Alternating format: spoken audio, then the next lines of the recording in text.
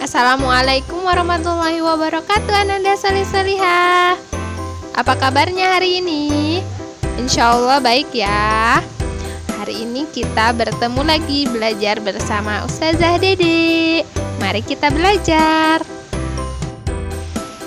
Hari ini kita akan belajar mengenai kegunaan tanda baca dan kegunaan huruf kapital. Ustazah jelaskan satu persatu ya. Yang pertama, Ustazah akan menjelaskan kegunaan tanda baca. Tanda baca adalah simbol yang tidak berhubungan dengan suara, melainkan berperan untuk menunjukkan struktur pada suatu tulisan dan juga intonasi serta jeda yang dapat diamati pada waktu membaca. Tanda baca terbagi menjadi beberapa jenis seperti tanda titik, koma, tanda seru, dan tanda tanya. Pastinya tanda ini sudah tidak asing lagi bagi Ananda Salih-Salihah semuanya ya. Namun, selain 4 tanda baca itu, ternyata masih ada beberapa tanda baca yang lainnya loh Ananda Salih-Salihah. Ustazah akan jelaskan satu persatu ya. Yang pertama, tanda titik. Tanda yang satu ini hampir selalu dijumpai dalam sebuah kalimat, menjadi penanda akhir dari rangkaian kata. Tanda titik ini digunakan pada akhir kalimat. Contohnya, Adit menjenguk teman di rumah sakit. Titik. Di sini ada tanda titiknya ya. Selain itu, dipakai juga untuk membatas angka atau bilangan ribuan ataupun kelipatannya, serta dipakai pada pembatas jam, menit dalam hitungan waktu. Contohnya, saat ini jumlah penduduk Jakarta hampir menembus 11 juta jiwa. Pada saat ini, waktu zuhur menunjukkan pukul 11.43. Yang kedua yaitu tanda koma. Tanda koma berfungsi untuk memisahkan anak kalimat atau hal-hal yang disebutkan dalam kalimat, juga untuk keperluan singkatan gelar dan angka-angka, serta digunakan di antara unsur-unsur dalam suatu perincian atau pembilangan. Contohnya seperti Adit pergi ke rumah sakit bersama Gina, Mutia, dan Faisal. Abdul Rozak SPD Rp 20.000. Yang ketiga yaitu tanda tanya. Tanda tanya berfungsi untuk melengkapi kalimat tanya. Contohnya, Hai Denias, liburan besok kamu mau kemana?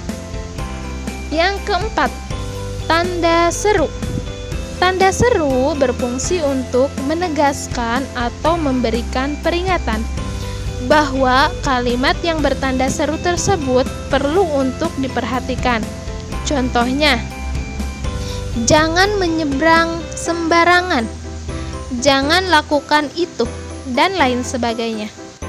Yang kelima yaitu tanda hubung. Tanda hubung ini berfungsi untuk menghubungkan penggalan kata. Contohnya ada penggalan kata ulang dan rentan suatu nilai. Contoh kalimatnya, kita harus pergi bersama-sama. Buah-buahan. Hitunglah angka 1 sampai dengan 10.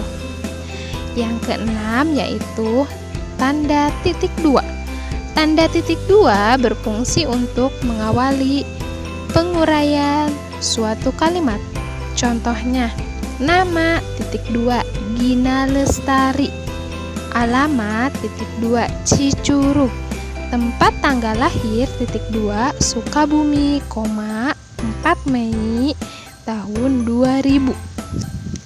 Yang ketujuh yaitu tanda titik koma.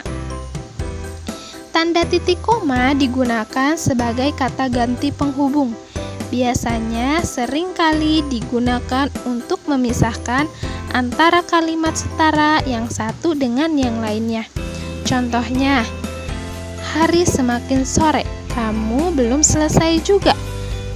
Desi sibuk bernyanyi, ibu sibuk bekerja di dapur, adik bermain bola. Yang ke-8, tanda kurung. Tanda kurung adalah tanda yang digunakan untuk mengapit tambahan keterangan. Contohnya, setelah menebang pohon, kita harus menggantinya dengan pohon baru. Dalam kurung reboisasi. Yang ke-9 yaitu tanda miring. Tanda miring adalah tanda yang digunakan untuk nomor surat, nomor pada alamat. Selain itu juga digunakan sebagai pengganti kata atau contohnya, kopi bisa disajikan menggunakan air panas. Garis miring dingin itu dibacanya atau dingin.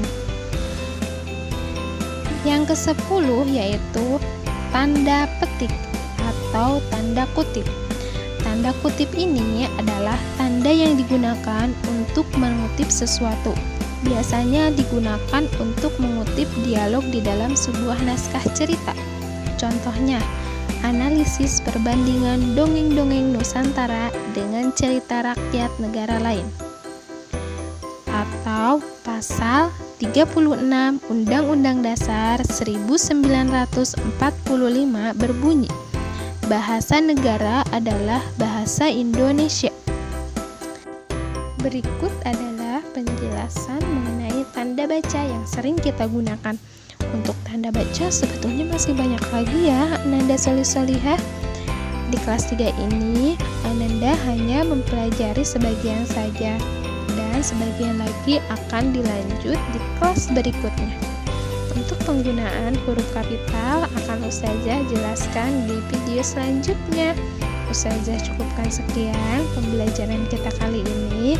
Mudah-mudahan apa yang Ustazah sampaikan dapat Ananda Solih-Solihah pahami. Semangat selalu belajarnya. Jangan lupa selalu jaga kesehatan ya. Wassalamualaikum warahmatullahi wabarakatuh.